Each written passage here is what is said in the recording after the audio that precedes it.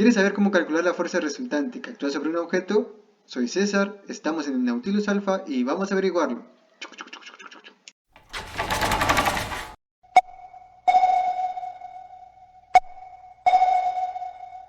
Si tú tienes un objeto en el cual actúan más de dos fuerzas, como las fuerzas son una cantidad vectorial, es decir, la podemos representar mediante vectores, podemos sumar vectorialmente todas las fuerzas que actúan sobre nuestro objeto y calcular así la fuerza resultante.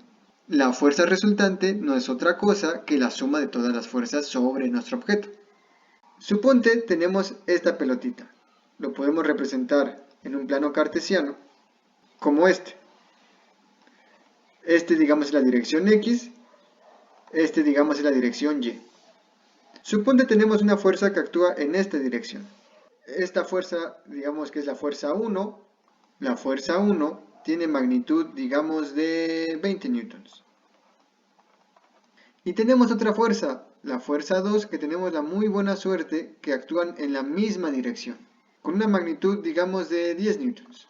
En este caso, la fuerza resultante tendrá la misma dirección que las otras dos, pues claro, si ambas se mueven en una misma dirección, la fuerza resultante también lo hará. Y lo único que hay que hacer es sumar las magnitudes. Así, la fuerza resultante tendrá una magnitud de 30 newtons, la suma de las dos magnitudes. Y ya, eso sería el resultado.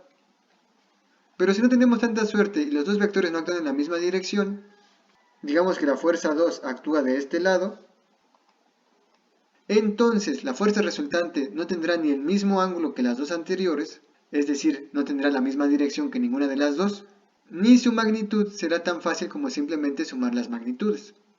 Lo que sí podemos hacer es representar al vector en sus componentes horizontal y vertical y así será más fácil sumarlos. Para ello necesitamos saber la magnitud del vector y el ángulo. Digamos que el ángulo de la fuerza 1 es 45 grados y el ángulo de la fuerza 2 es 120 grados. Recordemos que el ángulo se mide desde el eje X en dirección opuesta a las manecillas del reloj hasta tu vector. Hay que descomponer cada fuerza en sus componentes cartesianas, es decir, su componente vertical y su horizontal. Si no te acuerdas cómo hacer esto, te recordamos que tenemos un video donde explicamos cómo descomponer vectores en sus componentes cartesianas. Sigo. Para la fuerza 1, entonces su componente horizontal sería F1x igual a 20 por el coseno de 45 grados.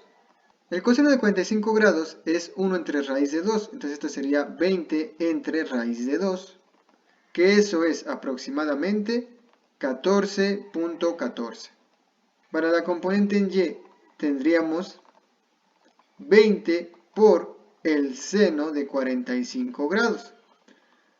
Que esto también es 1 entre raíz de 2. Entonces también nos quedaría 20 entre raíz de 2, que es aproximadamente a 14.14. Para la fuerza 2 en dirección X, tendríamos que es la magnitud, o sea 10, por el coseno de su ángulo, en este caso 120 grados. El coseno de 120 es menos un medio, entonces esto nos quedaría como 10 por menos un medio, que eso es igual a menos 5.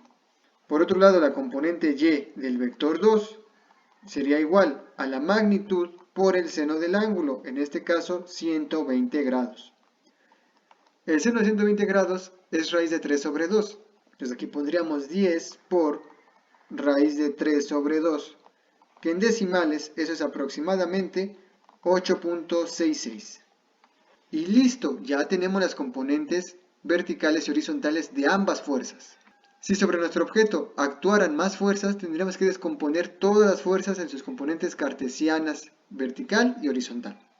Una vez que tenemos componentes, podemos escribir el vector con ayuda de los vectores unitarios. El vector F1 sería su componente en X en la dirección X. Para eso ponemos el vector unitario en dirección X. Más su componente en la dirección Y por el vector unitario J, es decir, el vector unitario en dirección Y.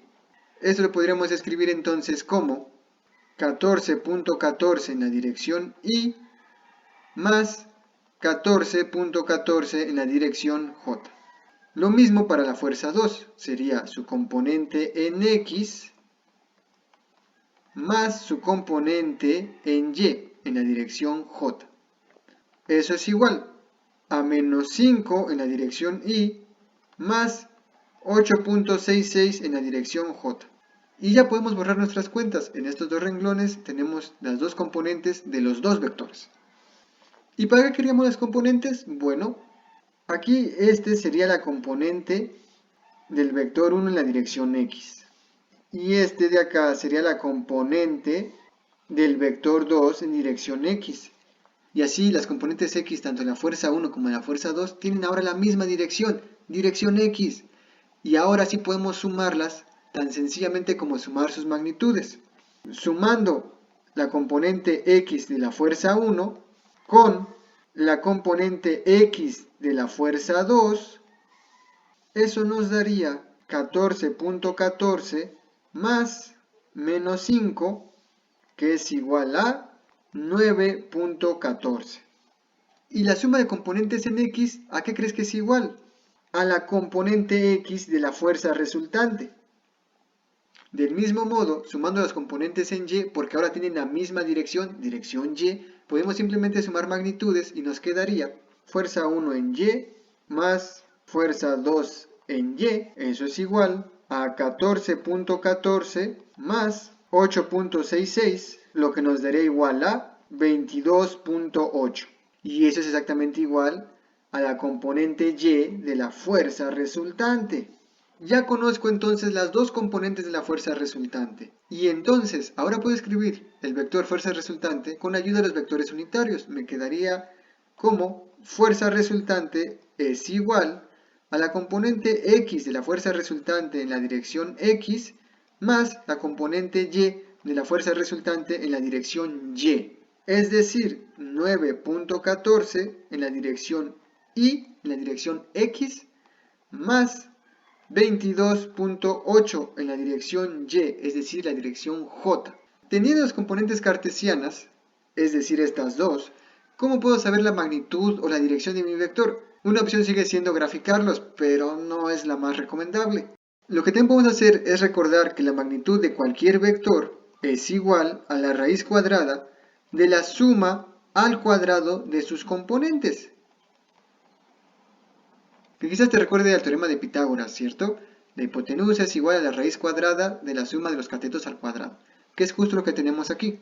Si sustituimos los valores, nos quedaría que esto es raíz cuadrada de 9.14 al cuadrado, que eso es 83.54, más 22.8 al cuadrado, que eso es 519.84. Y raíz de todo eso. Simplificando nos queda que eso es igual a 603.38 y sacando raíz tenemos 24.56 newtons de magnitud. Recordemos que estamos trabajando en fuerzas que se miden en newtons. Pero eso es la magnitud. ¿Y en qué dirección va mi fuerza?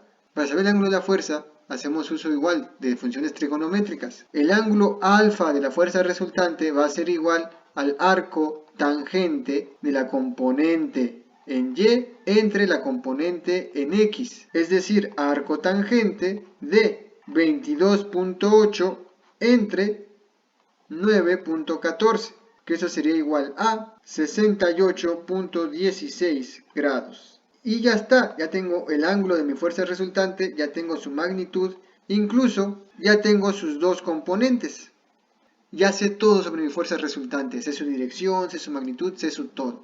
Y es así de fácil. ¿Qué fue lo que hicimos? Paso 1, descomponer todas las fuerzas en sus componentes cartesianas. Paso 2, sumar todas las componentes en X para conocer la componente X de la fuerza resultante. Paso 3, sumar todas las componentes en Y para tener la componente Y de la fuerza resultante. Una vez que tú conoces tanto componente X y componente Y de un vector, es muy fácil conocer su magnitud y su ángulo. ¿Cómo? Bueno, acuérdate, la magnitud de un vector es la suma al cuadrado de sus componentes y a eso le saca raíz. Y el ángulo de un vector es el arco tangente de la componente Y entre la componente X. Y así de fácil ya tienes la fuerza resultante. Espero te haya gustado y nos vemos en el próximo video. Adiós.